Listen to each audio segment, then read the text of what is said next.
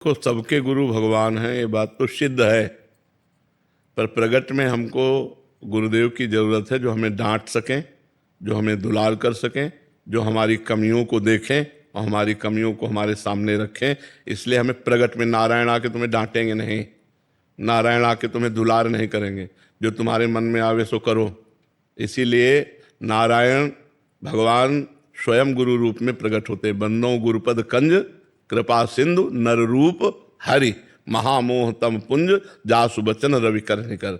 बंदे कृष्णम जगत गुरु, वो तो सबके गुरु है ही हैं, लेकिन हमको प्रगट गुरु की आवश्यकता है। प्रगट किसी भगवत प्रेमी महात्मा को गुरु मानकर उनके चरणों की आराधना करके उनकी आज्ञा का पालन करें तो नारायण अपने आप मिल जाएंगे।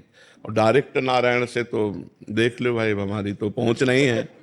हमारी तो पहुंच गुरु चरणों तक है, गुरु चरणों तक है। उनकी आज्ञा में चलना, उनके द्वारा दिए हुए नाम मंत्र का जप करना और उनको अपना जीवन धन मानना, सर्वस्व मानना। हमें तो लगता है इसी के द्वारा भगवत प्राप्ति होती है। चाहे शिव विरंच सम होई, कुरु बिनु भवनिधि तरह न कोई। हमें डांट की जरूरत है। अब जैसे हमारे गुरुदेव भगवान हैं, जहाँ उनके सामने गए तो कोई गलती नहीं होनी चाहिए। कोई अब जहाँ दृष्टि उठा के डाले तो एक बार पूरा शरीर कांप जाता है कि एक्सरा हो रहा है, कहीं कोई इधर से उधर वृत्ति नहीं होनी चाहिए। एक गुरुदेव को भय होता है, एक मतलब चाहे जितना वो प्यार करें, चाहे जितना दुलार करें, पर एक भय रहता है गुरुदेव का सच्चे हृदय में।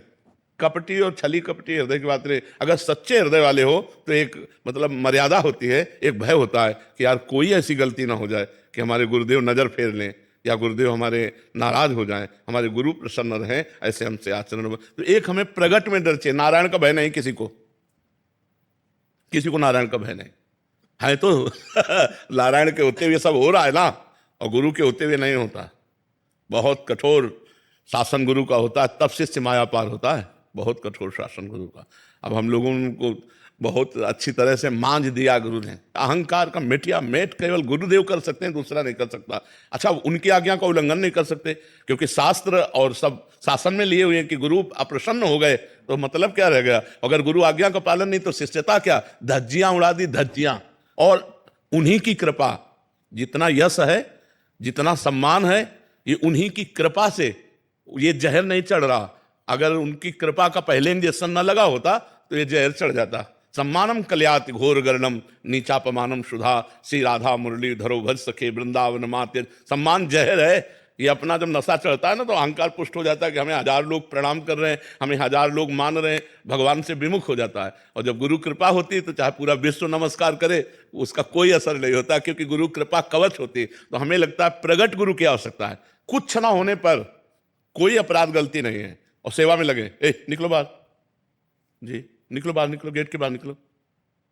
अब आज्ञा हुई तुरंत गेट के बाहर निकले, तुरंत सिटी नहीं बंद, ताला लग गया। अब बाउंड्री से जाके महाराज जी कोई गलती हो तो क्षमा कर दो, हमें सेवा दे दो। मतलब अब इसका अहंकार कहाँ है, अब इसकी क्षमता कितनी है, अब ये कितना सहनशील है। ऐसे वो बाद में समझ में आता था, उस समय तो केवल जलन होती थी कि क्या गलती हो गई, क्यों गुरुजी ऐसा कह रहे। मतलब ऐसे नहीं कसा गुरुदेव ने, ऐसे कर, चूंकि बच्चापन से बाबा जी रहे और सन्यासी रहे तो महाराज जी को लाना था एकदम निरहंकार दैन्य भाव में। प्रिया प्रीतम के प्रेम में तो दैन्य चाहिए। तो अहम ब्रह्मास्म का कठोर हृदय और दासोहम में परिवर्तन करना सबसे कठिन बात होती है। ये तो केवल गुरु जी परिवर्तन कर पाए, ले तो ये परिवर्तन नहीं होला था, क्योंकि 20 वर्ष अहम ब्रह्मास्म का चिंतन होना और फिर उसके बाद दासोहम में, बिल्कुल मतलब खिलाफ बात है उसका। हाँ, तो ये गुरु कृपा ही केवलम, गुरु कृपा है।